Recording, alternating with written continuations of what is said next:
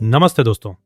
Defence matrix में आपका तहे दिल से स्वागत है। अगर आप देश विदेश की सबसे बड़ी डिफेंस अपडेट्स सबसे पहले पाना चाहते हैं तो चैनल को सब्सक्राइब करना और बेल आइकन दबाना बिल्कुल ना भूलें। पहली बड़ी खबर, DRDO developing air launched variant of प्रलय बैलिस्टिक मिसाइल।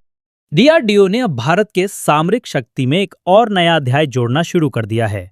प्रलय बैलिस्टिक मिसाइल का एयर लॉन्च वेरिएंट विकसित किया जा रहा है। अभी प्रलय एक surface to surface quasi ballistic missile है जिसकी सीमा करीब 150 से 500 किलोमीटर तक है और इसे तेजी से लॉन्च किया जा सकता है। नए एयर लॉन्च वेरिएंट को लड़ाकू विमानों से दागा जाएगा जिससे भारत के स्ट्राइक कैपेबिलिटीज नई ऊंचाई पर पहुंच जाएगी।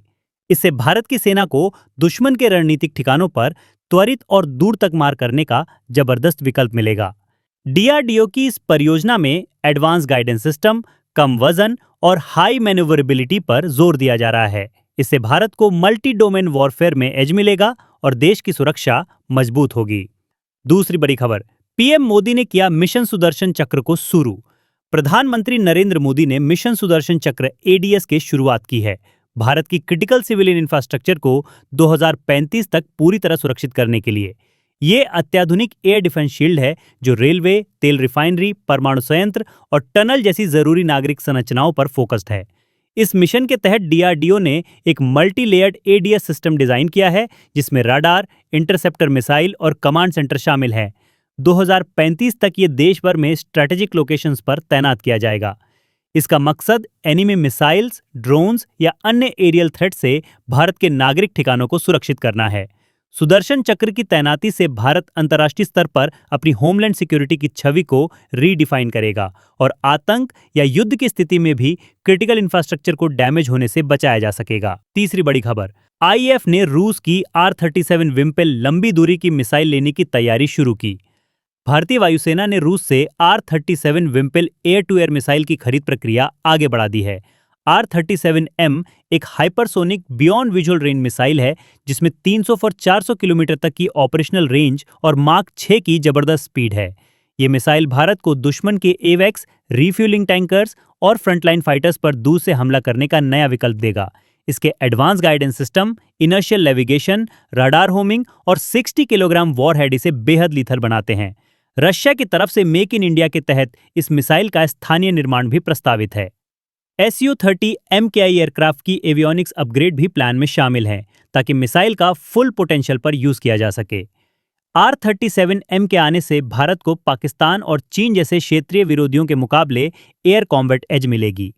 चौथी बड़ी खबर, दोस्तों अब बात करते हैं हमारे made in India fighter jet Tejas की। HAL और भारतीय वायुसेना जल्द ही 97 तेजस Mk-1A जेट्स की डील फाइनल करने जा रहे हैं। सबसे खास बात यह है कि इन जेट्स में उत्तम AESA रडार लगाया जाएगा जो पूरी तरह स्वदेशी तकनीक है। इससे न सिर्फ जेट की सटीकता और टारगेटिंग क्षमता बढ़ेगी बल्कि भारत का डिफेंस इंडिपेंडेंस भी मजबूत होगा।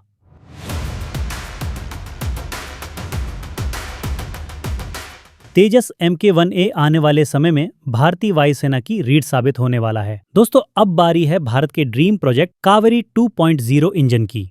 बदलते जियोपॉलिटिकल हालात और अमेरिका की ट्रेड वॉर को देखते हुए भारत के लिए जरूरी हो गया है कि वो अपनी जेट इंजन टेक्नोलॉजी को तेजी से आगे बढ़ाए।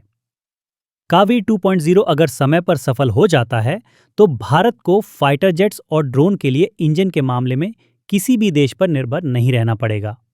डीआरडीओ और जीटीआरई को advance materials, high temperature alloys और थ्रस्ट वेक्टरिंग तकनीक पर फोकस करना होगा ताकि कावेरी 2.0 दुनिया के टॉप इंजन में अपनी पहचान बनाए।